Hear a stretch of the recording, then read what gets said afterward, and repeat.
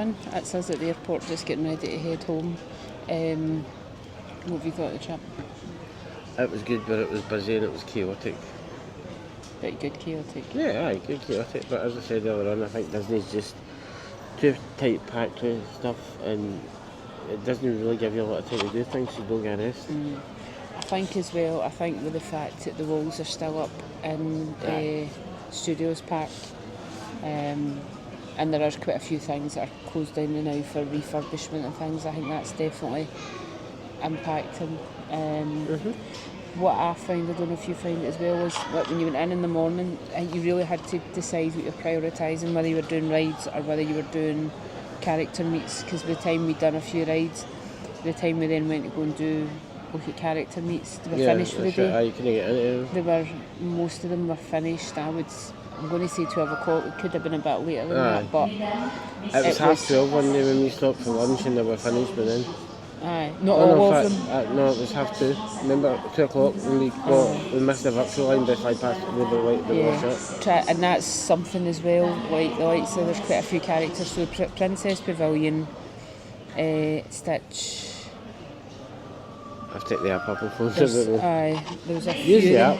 Use the app. I flipped through the virtual queue and we did try to get virtual queue and literally within seconds, probably worse than Orlando. Yeah. Trying to get, and we did all the tricks that we normally use in Orlando, we tried them here and it didn't work. That's the app. So that'll tell you everything, the map. And it just shows you what's on it. So you can find character meet and greets on that. Yeah. You better go in with a list on that. But find it really, I think that was That's the homepage.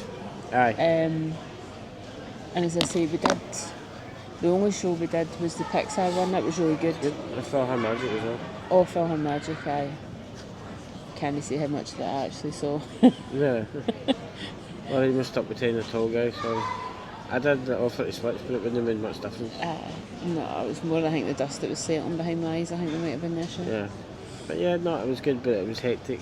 But we just decided that I don't think, even if we kept coming back and forth with annual pass, it would have been there's not a lot. Whereas Orlando, you get 4 parks.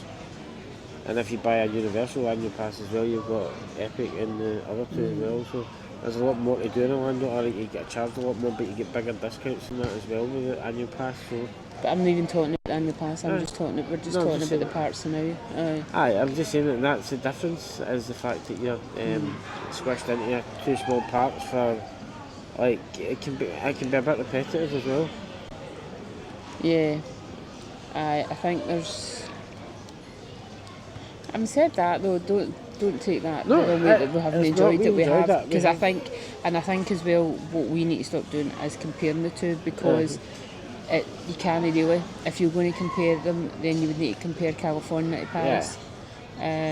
Just because obviously Paris, I would say, is pretty much based on the California, but the two parts have been so close together, and that's a big positive over Orlando, because if you decide you want to park hop, you're basically on a bus 15-20 minutes to get to another park. It was good and it was tiring, but I think that's part of the problem as well as the 2 small parks. And you want to get your money's worth, so you're battering the day, and then by the time you get back at the end of the night, you're back up early the next morning. And you keep saying, we'll stop, right, we'll go back to the hotel after this and it, but look at the wait time on that, or that's on just now, so you would go and do it, but that's just... the queues, they leave you plenty to get on there as well. The queues are well themed, just so that you're not that's Disney though.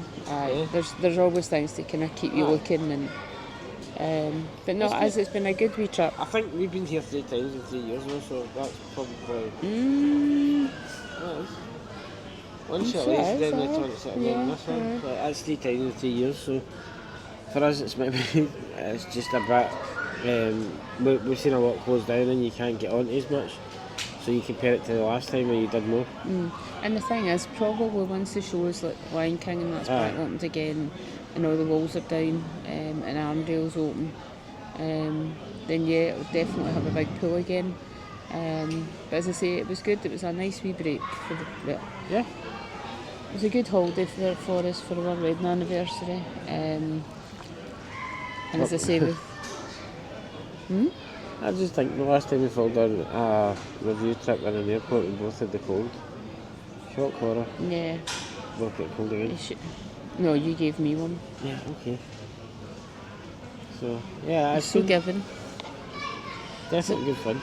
So when we left the hotel, we ended up getting a boat back because we compared the two. Uber was coming in at €52. Yeah. And boat was 44, so went for boat. That's why the guy was there. I'm glad I was. Yeah, I'm glad I was sitting behind the driver because I thought it was a bit fast. We got a bit closer to a few cars a couple of times. Aye. But to be fair, one was his fault. That was the van that pulled it. White van man pulled it in front of us, literally right in front of us. But I was like, I think we're going a bit fast. And he actually told us when we got into the airport that in the area that was 90 kilometres an hour, he was doing 140. So yeah, I'm kind of glad I didn't know that. So, the airport's lovely as well. It's just a wee bit that we never would have thought of before. Yeah, and we did the same thing as we did the last time. We came through the first. So once if you need to drop your bags off.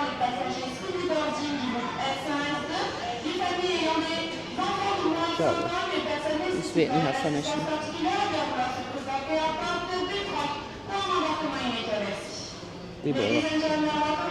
English now. Oh well, that's ours. How can we be ready for boarding the things sitting there? I know. They're just trying to get everybody to get moving.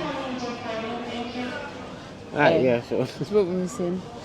I know, we wait until she finished talking, but it is a good, the airport's lovely, and eat before you come through security. Definitely, so after if you've got a case to drop off, if you do that and you're coming through, there's a kind of burger place on the left hand side. That really is the only place like that in the whole airport.